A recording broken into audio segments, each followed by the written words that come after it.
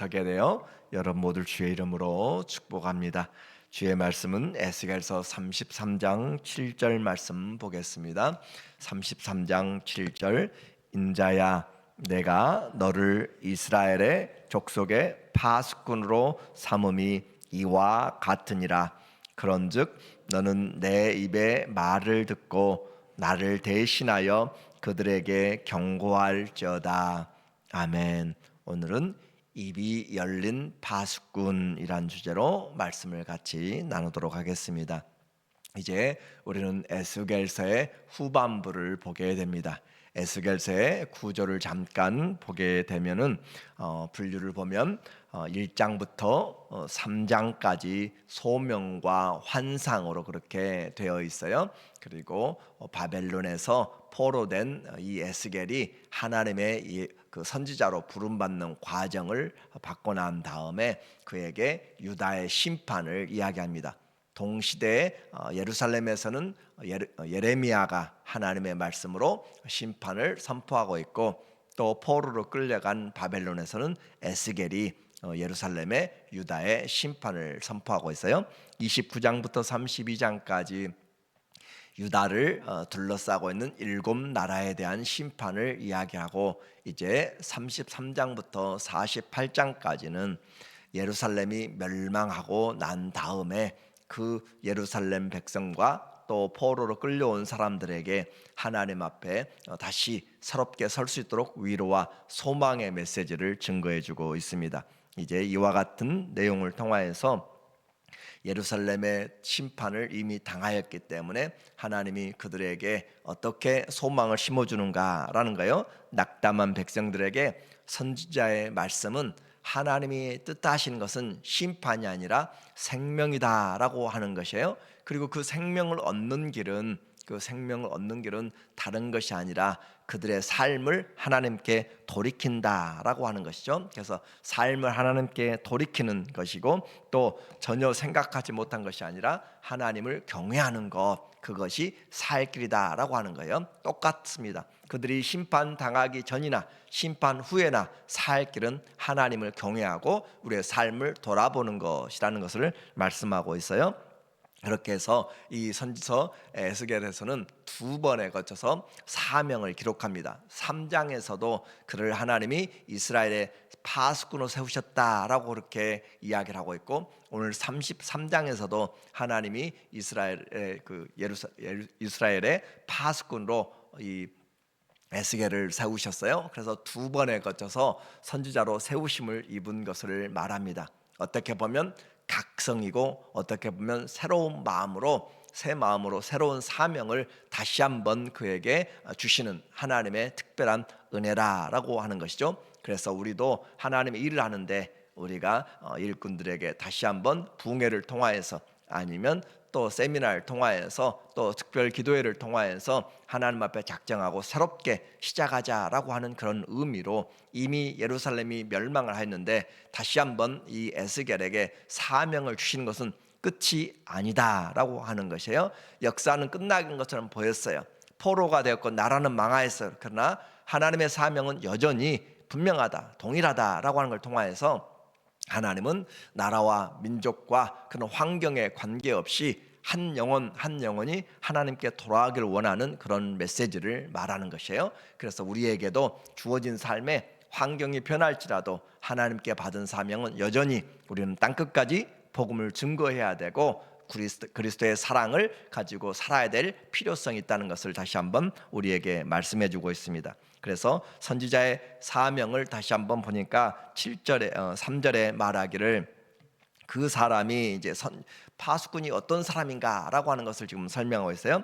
그 사람이 그 땅에 칼이 임함을 보고 나팔을 불어 백성에게 경고하되, 한 민족이 한 사람을 파수꾼으로 세웠습니다. 파수꾼 말 그대로 보초병이고 경계병이에요. 그 파수꾼을 세웠는데 그 사람이 지금 칼이, 전쟁이 임함을 보고 나팔을 불어서 백성에 경고하되, 그들이 나팔 소리를 듣고도 정신 차리지 아니하므로 그 임하는 칼에 제거함을 당하면 그 피가 자기의 머리로 돌아갈 것이라.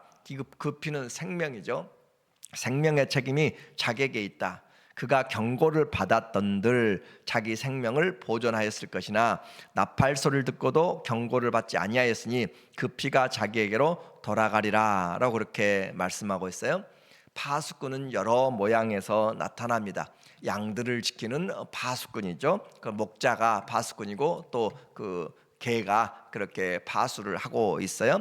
그리고 뿐만 아니라 도둑으로부터 자기의 재산을 지키고 가족의 생명을 지키는 것, 또 산업 스파이들로부터 그 정보를 지켜내는 것들, 그리고 적들로부터 전쟁에 의하여서 전쟁의 그런 경계에서 적들의 모든 것을 준비하고 경계하는 것이에요. 그래서 전쟁은 가장 중요한 나라와 국가의 모든 생명과 재산을 지키는 가장 중요한 경계라 그렇게 할 수가 있는 것이죠.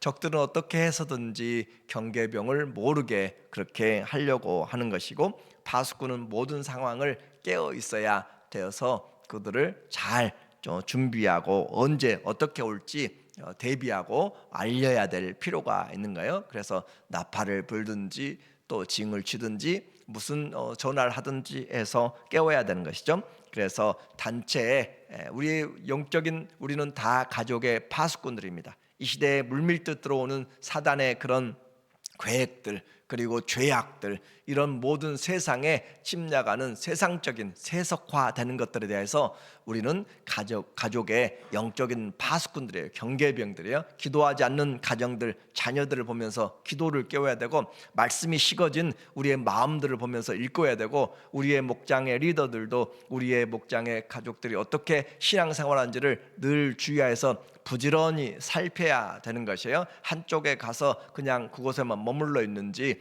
우리에게 이렇게 주어진 직분은 영적인 파수꾼의 직분으로, 그리고 가장 중요한 것은 하나님의 뜻을 알려주는 것이 우리에게는 중요한 하나님의 파수꾼들입니다. 그러므로서 성도는 이 시대의 촛불이고 이 시대의 등불이다라고 하는 것처럼 파수꾼의 역할을 다 가지고 있어요. 크게 작고 가정에서부터 내 인생에서부터 이와 같이 파수꾼의 책임은 단체를 깨우고 또 자기 자신의 삶을 살리는 것입니다. 그리고 듣는 자들은 그 말씀을 잘 경청해야 내가 살 수가 있는 것이에요. 그래서 모두의 생명이 달려있기 때문에 우리의 영적인, 또 교회로서의 영적인 파수꾼의 역할, 이 지역을 잘 감당해야 되는 그런 책임이 있습니다. 이제 7절에 보면 인자야 내가 너를 이스라엘 족속의 파수꾼으로 삼음이 이와 같으니라. 그래서 이와 같다, 파수꾼의 그 중요한 임무와 같다라고 하는 것이에요.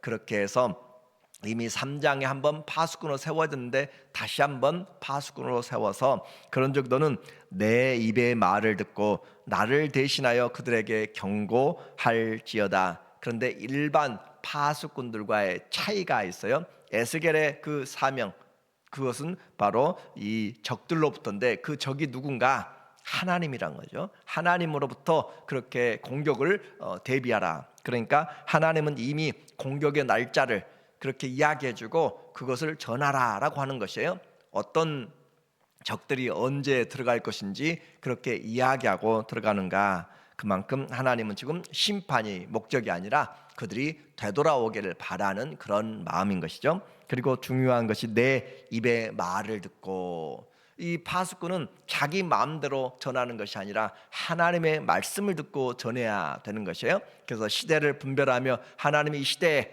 어떤 말씀들을 전하시는가를 늘 주의 깊게, 그래서 하나님이 우리에게 주시는 말씀을 전해야 될 필요가 있다는 거예요. 내 입의 말을 듣고 나를 대신하여 그들에게 경고하라. 하나님을 대신하여서 경고하는 것, 그것이 파수꾼의 책임입니다. 그래서 하나님을 대신한다.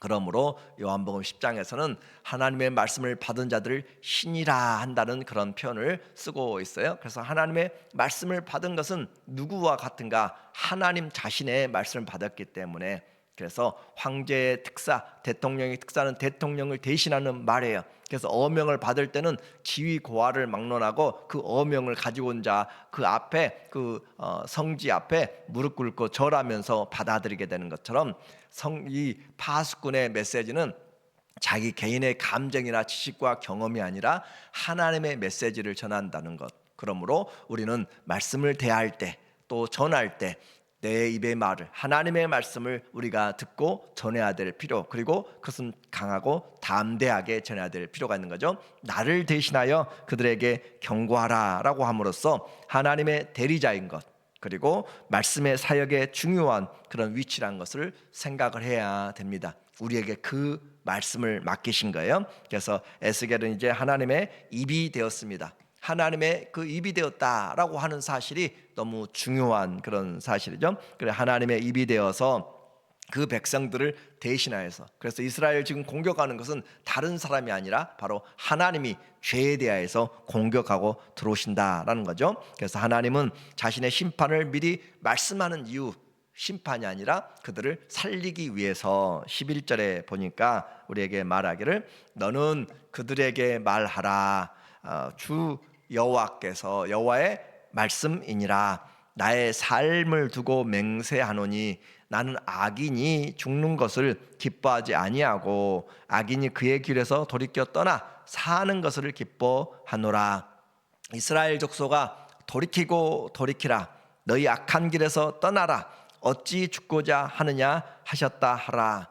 전쟁에서의 죽음은 한 번이지만 우리의 영원한 두 번째 사망이 있습니다. 그러므로 그 두 번째 사망, 영원한 벌에서 우리가 살기 위하여서는 돌이키고 돌이켜야 되는데, 지금 생명이 있을 때 하나님께 돌이켜야 된다라고 하는 거죠. 그래서 하나님은 악인이 죽는 것을 절대 기뻐하지 않는다. 누구든지 돌아오기를 원하는 것이죠. 그래서 하나님이 사랑이 없다라고 우리는 표현하지 못합니다. 왜냐하면 하나님은 악인이라도 돌아오기를 원하여서 십자가상에서 마지막에 그 순간에 주님을 영접한 그에게 네가 오늘 나와 함께 낙원에 있으리라 라고 하는 그런 한량없는 은혜를 베풀어 주시는 것처럼 하나님은 어느 누구도 멸망하기를 원치 않으신다라는 사실이에요. 그래서 파수꾼은 하나님의 경고를 정확하게 또 제때 알려줘야 됩니다. 그래서 파수꾼은 하나님의 증인,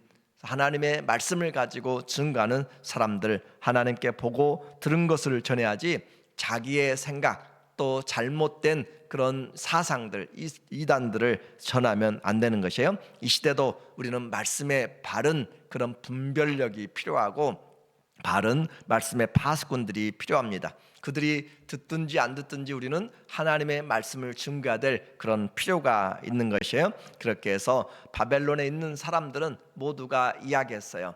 우리가 이렇게 와서 지금 포로 생활하고 있는데 우리는 참 너무 억울하다라고 그렇게 하는 것이죠.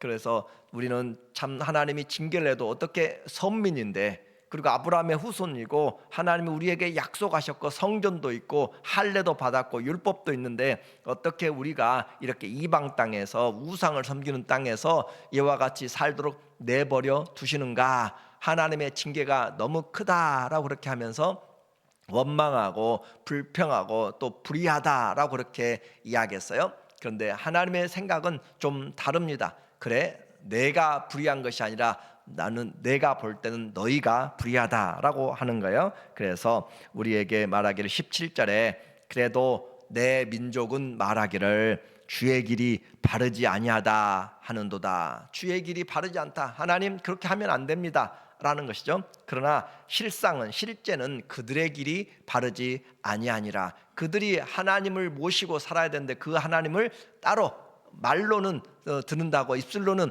하나님을 사랑한다고 하는데 행위로는 전혀 다른 것이에요. 많은 사람들이 오늘날 우리의 교회 성도들도 마찬가지잖아요. 말로는 하나님을 사랑한다고 예배도 드리고 그런데 삶의 행위에서는 전혀 구별이 안 되고 자기가 주인이 되어서 그렇게 살아가는 이기적인 신앙으로 되어 있는 모습들이죠. 그래서 그들의 길이 바르지 아니하니라. 그러나 너희가 이르기를 주의 길이 바르지 아니하다 한도다.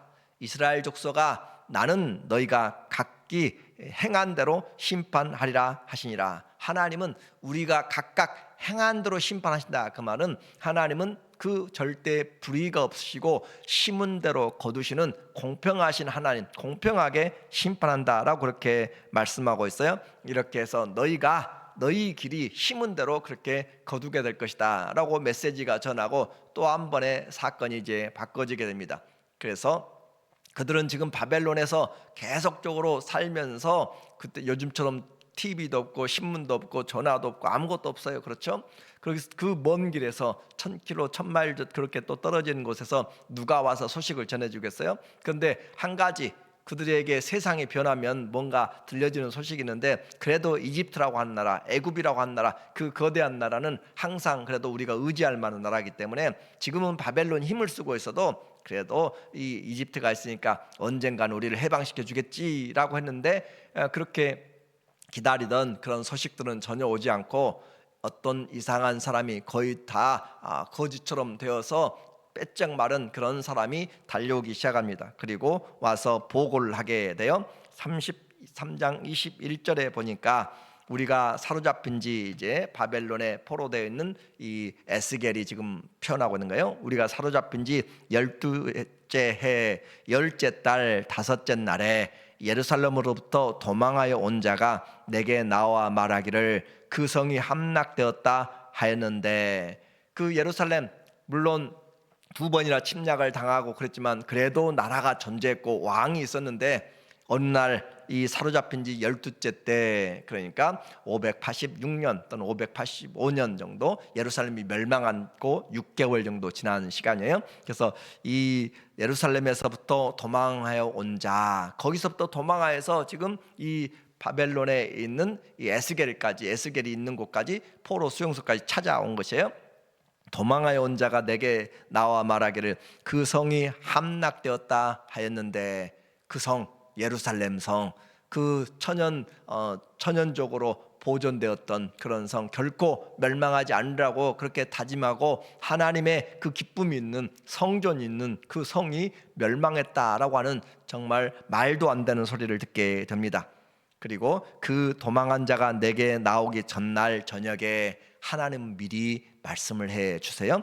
여호와의 손이 내게 임하여 내 입을 여시더니, 그 예루살렘의 멸망이 있기 전날, 이 사람이 찾아오기 전날 하나님이 미리 선지자에게 이야기하는 거죠. 그럼으로써 그 보고가 진짜인지 가짜인지 알도록 그렇게 하는 것이고, 그런데 중요한 것은 여호와의 손이 내게 임하여 내 입을 열더니, 다음 아침 그 사람이 내게 나올 때 내 입이 열리기로 내가 다시는 잠잠하지 아니하였노라. 이 선지자의 입이, 우리는 3장에서 하나님께서 그의 입을 함부로 말하지 못하도록 막아버렸어요. 너는 나하고 이야기할 때, 그리고 내가 준 메시지만 이야기하고 너는 말하지 말라라고 벙어리 됐던 것을 우리는, 그가 이 7년 동안, 거의 7년 동안을 그렇게 살아왔던 것, 그리고 그 입이 지금 열리게 되었습니다. 내가 지금, 우리가 자연스럽게 아침에 일어나서 밥이 맛있네, 또 다른 사람들이 예쁘네, 그런 것들, 음악이 아름답습니다, 그렇게 이야기할 수 있는 것도